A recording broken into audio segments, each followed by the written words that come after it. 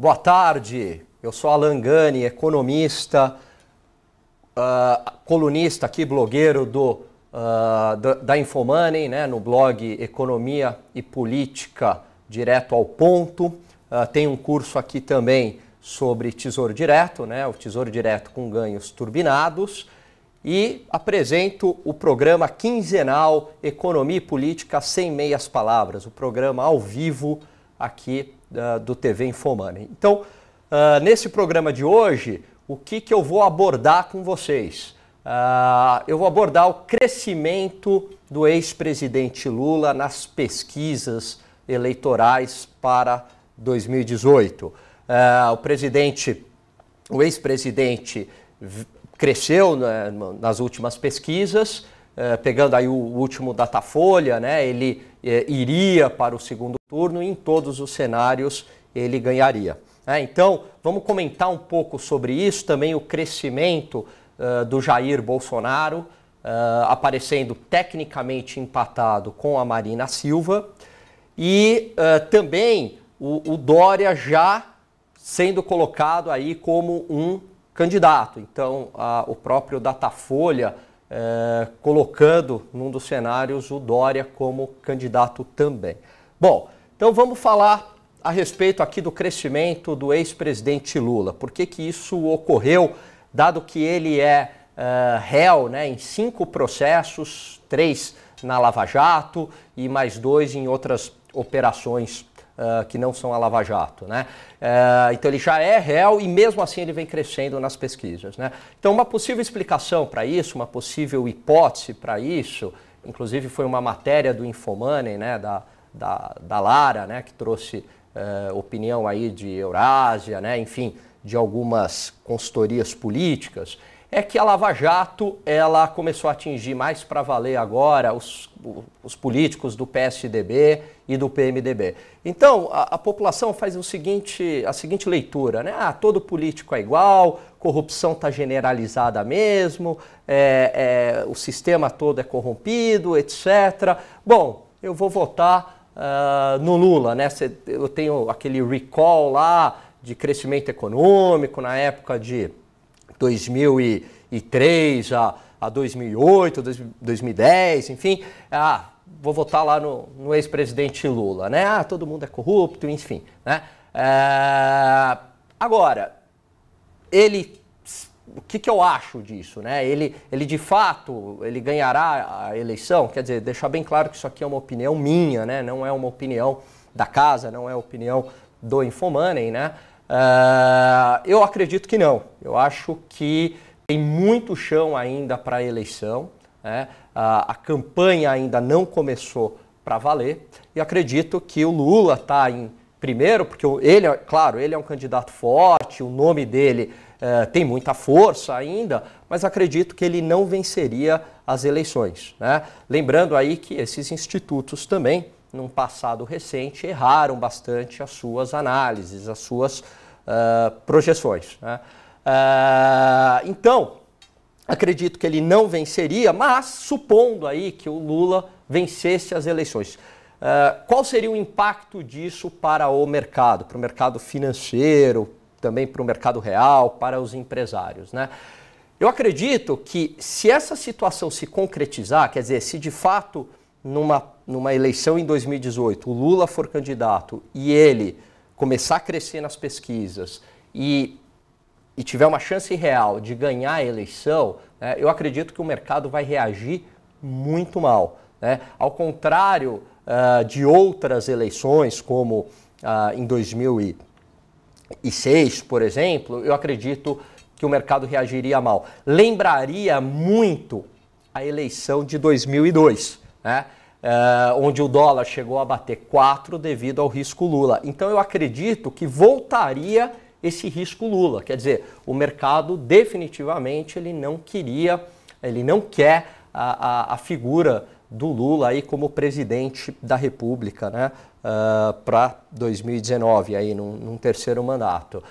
Não haveria acordo com o mercado. Ao contrário de 2002, quer dizer, em 2002, para conquistar o mercado, num primeiro momento, ele coloca lá o Palocci, que o pessoal gostava como ministro da Fazenda, o Henrique Meirelles como presidente do Banco Central, e escreve aquela famosa carta ao povo brasileiro, dizendo que se comprometeria com a manutenção das políticas econômicas feitas no governo anterior. Acredito que a situação hoje é bem diferente, quer dizer, o mercado já sabe dessa veia mais estatizante aí do ex-presidente Lula, muito embora alguns acreditem ainda que ele seja um pragmático e governaria pragmaticamente. Eu, sinceramente, não acredito muito nessa tese, né? Então, eu acredito que ele não vai vencer as eleições. De certa forma, isso está precificado, senão teria um pessimismo maior na Bolsa e no dólar. E vencendo, eu acredito aí que o cenário seria de muita volatilidade, de muita incerteza, né? Lembrando muito o cenário de 2002. Né? O que chama também atenção agora é o crescimento do Jair Bolsonaro, tecnicamente empatado com a Marina, né? Então ele também cresceu, também num movimento, né, mostrando que a população ela está cansada aí de tanta corrupção, né, dessa corrupção sistêmica, e como o nome do Jair Bolsonaro não aparece em nenhuma delação, não aparece em nenhum inquérito, enfim, né, e ele faz um discurso muito contundente contra essa corrupção generalizada, faz de fato um discurso de oposição, quer dizer, a população vê-lo como uma alternativa a tudo isso, né? Então, de certa forma, o Bolsonaro ele é entendido como um outsider, né? Embora ele seja um político de carreira, embora ele seja ligado ao funcionalismo público, mas ele é entendido como um outsider por representar uma ruptura, por ter esse discurso de ruptura de tudo que está aí, né? Rompendo com esse sistema. Então, isso explica muito o crescimento do Bolsonaro, indo possivelmente aí até para o segundo turno. Mas e a Marina e o Ciro também não estariam nessa linha, dado que eles não foram incluídos como investigados, não vão ser investigados aí pelo Ministério Público Federal, não vai ter inquérito contra eles? É diferente, né? Quer dizer, a Marina, ela foi ministra do governo Lula. O Ciro Gomes foi ministro do governo Lula. Então, eles foram ligados ao PT. Né? Embora eles não apareçam como investigados pelo Ministério Público Federal, mas eles foram ligados ao governo do PT e não fizeram, até o momento, nenhum discurso mais contundente de ruptura, né? A gente percebe isso na situação de impeachment, né? Eles não foram contra o impeachment, muito pelo contrário. Então eles não representam, quer dizer, esse outsider, alguém diferente, alguém novo, alguém fora da política. Lembrando que o Bolsonaro, embora esteja na política, embora seja um candidato, um político de carreira, ligado ao funcionalismo público, ele é visto como esse outsider por representar essa ruptura. E aí aparece um outro outsider que teria boas chances também, uma opinião minha, eu venho escrevendo sobre isso, né? Semana passada a gente entrevistou, eu e o Thiago Salomão, a gente entrevistou o vice-prefeito de São Paulo, Bruno Covas, e a gente tocou nesse assunto, que é o João Dória, né? Quer dizer, o João Dória, ele já aparece empatado em todos os cenários aí, com o mesmo percentual de Aécio Neves, de Alckmin, de Serra, quer dizer, de velhos caciques aí do PSDB. Né? Então ele, um prefeito, né, um candidato novo, ele já aparece aí com o mesmo percentual de votos desses candidatos. O João Dória também, embora ele esteja ligado ao PSDB, embora ele tenha uma aliança forte com o Geraldo Alckmin, embora ele tenha tido uma passagem pela Embratur, a população não o enxerga como um político, enxerga ele como um outsider, alguém fora da política, e ele trabalha muito bem essa imagem, né? A imagem do não político, do gestor eficiente, enfim. Então, o João Dória, embora apareça aí em torno de 8% nas pesquisas, né? Eu acredito que ele teria muito espaço para crescer nas pesquisas. E acredito também que ele será, né, o candidato do PSDB. Ontem, né, o que aconteceu? Você teve lá, antes de ontem, você teve a questão do STF, né, da soltura do habeas corpus do José Dirceu. Acredito que isso também terá, pelo menos a curto prazo, algum impacto sobre o eleitorado. Quer dizer, isso gerou uma indignação muito forte por parte da sociedade civil e acredito que quem vai capitalizar isso vai ser justamente esses outsiders. De novo, quem seriam esses outsiders? Por motivos distintos, tá? João Dória e Bolsonaro seriam esses outsiders, né? Vamos olhar aqui um pouquinho a pesquisa, ó, olhando aqui, né, a pesquisa do Datafolha. O que é muito interessante é que num cenário que entra o Dória, quer dizer, o percentual do Bolsonaro diminuiria aonde ele é mais forte, que é justamente entre jovens e nas classes mais escolarizadas, né?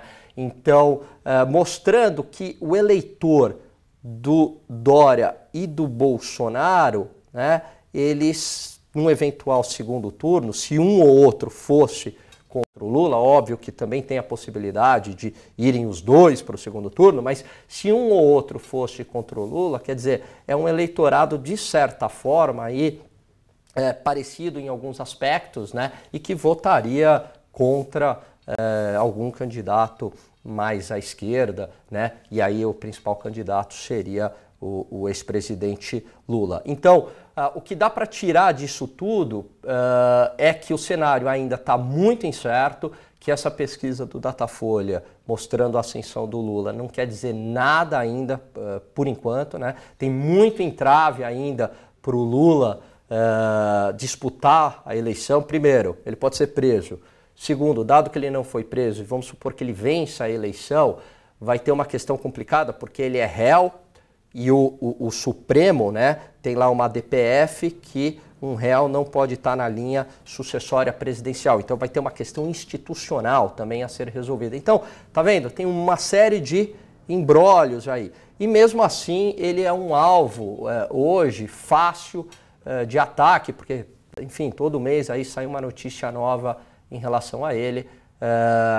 Ele seria facilmente atacado aí durante a campanha, né? O índice de rejeição dele prova isso, o índice de rejeição dele é muito alto. Então acredito que essa pesquisa do Datafolha, ela não quer dizer muita coisa em relação a uma possível vitória do ex-presidente Lula em qualquer cenário. Acho que tem muito tempo ainda para a eleição, né?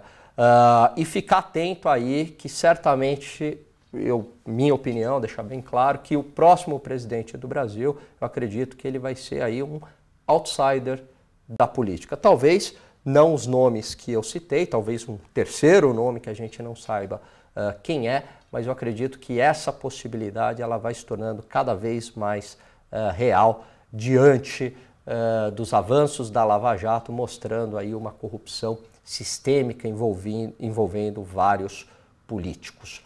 Bom, é isso aí, pessoal. Vejo vocês daqui 15 dias às 3h40 aqui no Infomoney TV. Um grande abraço, até mais.